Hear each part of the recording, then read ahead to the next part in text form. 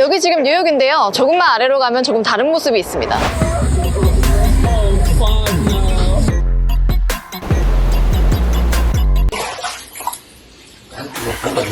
뉴욕 반지하입니다. 뉴욕 반지하도 서울이랑 비슷하게 생겼더라고요. 계단을 내려가면 집이 있고 조금 어둡고 가끔 고양이도 있어요. 최근에 큰 침수를 겪었다는 점도 비슷한데요. 이런 반지하에 살고 있는 사람 중에 11명이 재작년에 집에서 익사하는 사고가 있었어요. 작년에 서울에서도 이곳들에서 4명이 익사하는 사고가 있었잖아요. 그 1년 전엔 뉴욕에서도 이곳들에서 같은 일이 일어났던 거예요. 안전해야 할 집에서 왜 사람이 죽는 건지 알고 싶어서 저희는 뉴욕에 다녀왔어요. 여기서 반지하에 사는 사람들을 만났죠. This is the last time I have a basement apartment. I can't do it again. 그리고 우리의 미래일지도 모르는 모습들을 봤어요.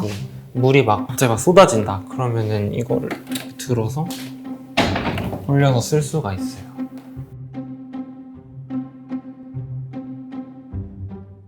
뉴욕에는 이런 반지하 주택이 무려 10만 원이나 있다고 추정되는데요. 뉴요커 25명 중에 1명은 반지하에 살고 있다는 뜻이에요. 지금 제 옆에도 반지하 주택이 보입니다. 뉴요커들이 지하로 내려가는 이유는 돈이에요. Prices here suck. The rent is horrible, and I couldn't. 뉴욕에서 최저임금을 받으면 한 달에 330만 원을 버는데요. 원룸 평균가는 그보다 100만 원 이상 비싼 460만 원이에요.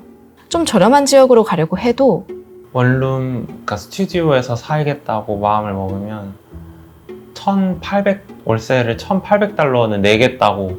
최저임금 노동자는 월급의 최소 70%를 월세로 내야 하는 거예요. 그러니까 반지하로 가는 거죠. 수십만 원 싼 집을 구할 수가 있거든요. 그런데 이 차이 때문에 감수해야 할 위험이 커요.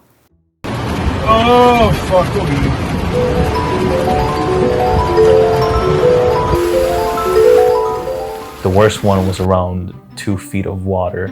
It was horrible. It hit the electrical sockets. We had to shut down with the breaker upstairs. We had to walk around and rub like thigh-high rubber boots. That way, we couldn't get any infections or anything like that. Because it's garbage water. 물이 계속 이제 하수구에서 올라오고 버켓 갔다가 다 물을 파냈잖아요. 이날은 2021년 허리케인 아이다가 왔을 때예요. 시간당 강수량으로는 뉴욕 기록사상 가장 많은 비가 내린 날이죠. 거리가 물에 잠겼고 반지하에서는 11명이 익사했어요. 완전 목까지 잠긴 분들도 있어가지고 심지어 차 안에 갇힌 분들도 있었어요. 그래서 자기가 죽냐 사느냐 뭐 그런 생각도. 창국님은 결국 지상으로 이사를 했어요. 다행이지만 그 빈자리는 항상 누군가가 채우죠. 저는 지금 뉴욕 브루클린에 살고 있는 23살 김옥입니다. 진짜 200만 원은 넘기지 말자, 이 목표를 가지고 해서 찾아봤는데 거의 다 반지하밖에 없었고, 아마 재작년에 태풍 아이다 왔을 때 한 무릎 밑, 바로 밑 정도까지 물이 올라왔고, 그 물자국이 있거든요. 이 위로 약간 선이 이렇게 있잖아요. 보이시나요? 이런 선 같은 거? 여기 있다. 이런 거? 여기까지 물이 찼대요. 집주인은 김웅님에게 4가지를 줬어요. 첫 번째는 턱이에요. 턱을 삥 둘러주셨거든요. 물이 막 갑자기 막 쏟아진다. 그러면은 이거를 들어서 올려서 쓸 수가 있어요. 두 번째는 흡수팩이고요.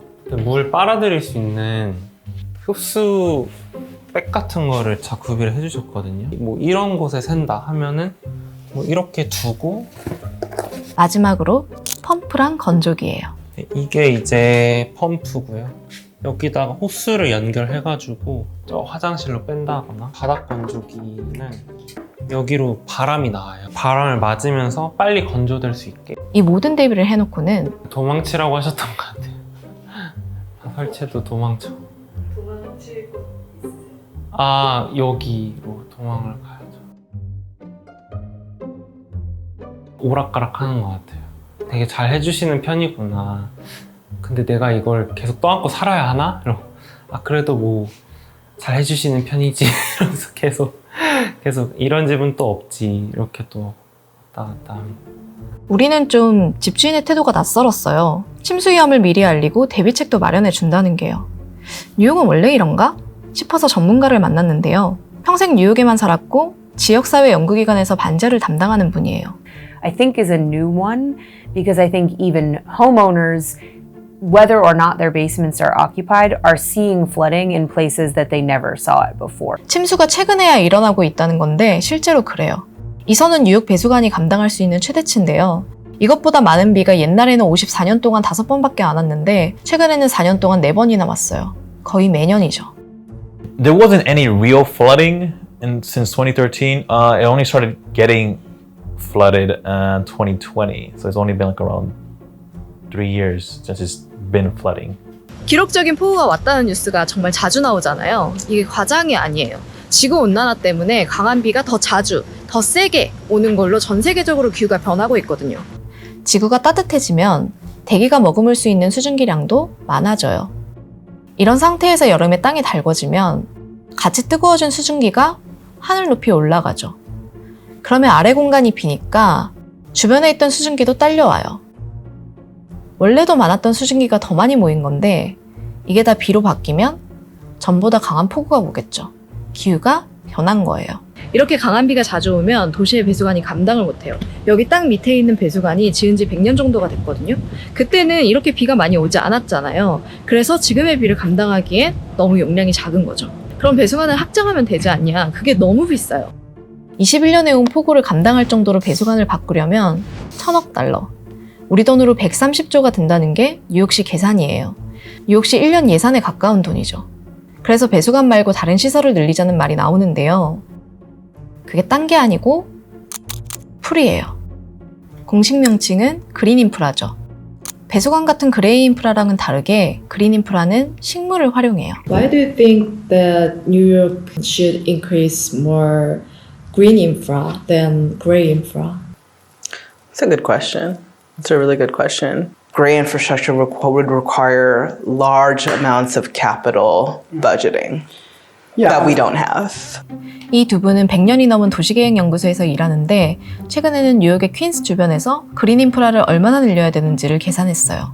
To manage the worst type of flooding, we need to expand the infrastructure 40 times. You need to consume about 5% of the existing right-of-way. 40 times will be Just too 5%. much. Yeah, but Like, It seems like, like a lot. seems like a lot. But when you say 5% of the right-of-way, that's like, no, that's not really that much. 그린 인프라의 대표적인 사례는 바이오스웨일이에요. 물을 잘 머금게 특별히 제작한 흙이랑 자갈을 깔고 그 위에 식물을 심는 방식이죠. 아스팔트보다 물이 잘 스며들고 빗물을 저장할 수 있어서 배수관이 한꺼번에 감당할 빗물량을 줄여줘요. 이런 그린 인프라를 통행료 면적의 5%에 만들면 아이다처럼 비가 와도 사람이 익사할 정도로 심한 홍수는 막는다는 게 두 분의 결론이죠. 그런데 이게 정말 배수관 공사보다 쌀까요? 99% sure that we'll arrive at a similar conclusion that gray infrastructure is more cost beneficial than gray infrastructure. 예전에 비슷한 결론이 난 적이 있어요. 수질을 개선하기 위해서 뭘 짓는 게 더 쌀지 뉴욕시가 계산해 봤더니 그린 인프라가 그레이 인프라보다 이만큼 더 쌌던 거죠. 수질만이 아니라 홍수 방지 효과까지 생각하면 비용 대비 편익이 클 거라는 게 이 두 분의 주장이에요. have you ever listened to the reaction from government about your report? Maybe we should have a sit down with former We board should. member. 사실 뉴욕시도 수질 개선을 위해서 11년째 그린 인프라를 늘려오고 있지만 목표 달성 연도는 10년 이상 늦춰지고 있어요. 홍수 대비를 위해서 목표량을 더 늘리면 지금대로라면 수십 년이 걸리겠죠. 하지만 기후변화는 그걸 기다려주지 않아요.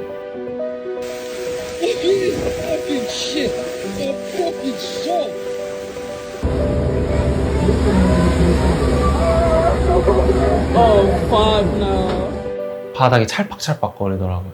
집주인이 알려주신 대로 빨리 다 펌프 구비하고 드라이어 설치하고 물건들 막 공기청정기 이런 거 다 올려두고 We already knew what to do, so clean everything with bleach, Clorox, blah blah blah.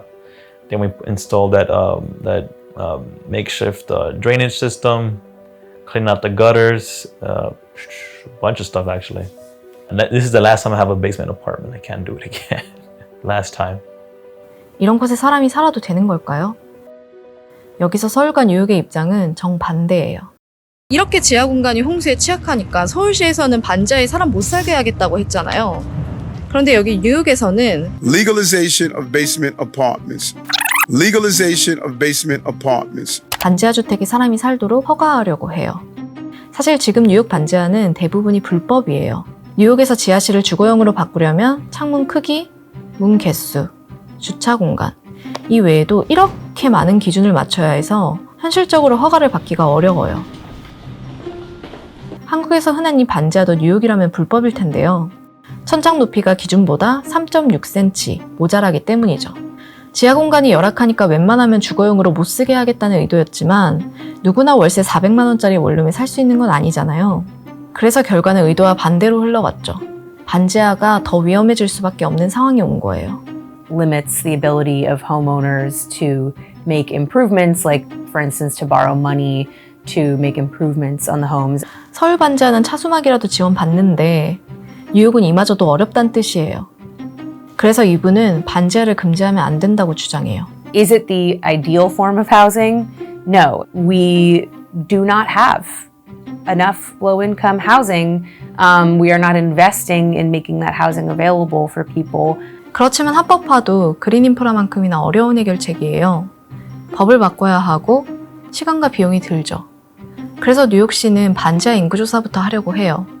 홍수가 났을 때 도망가라는 명령이라도 내려야 하니까요. We've installed flood sensors like this one. 동네마다 설치한 이 홍수 센서를 쓸모있게 하기 위해서죠. 반지하에 누가 사는지 알아야 대피 명령도 전달할 수 있으니까요.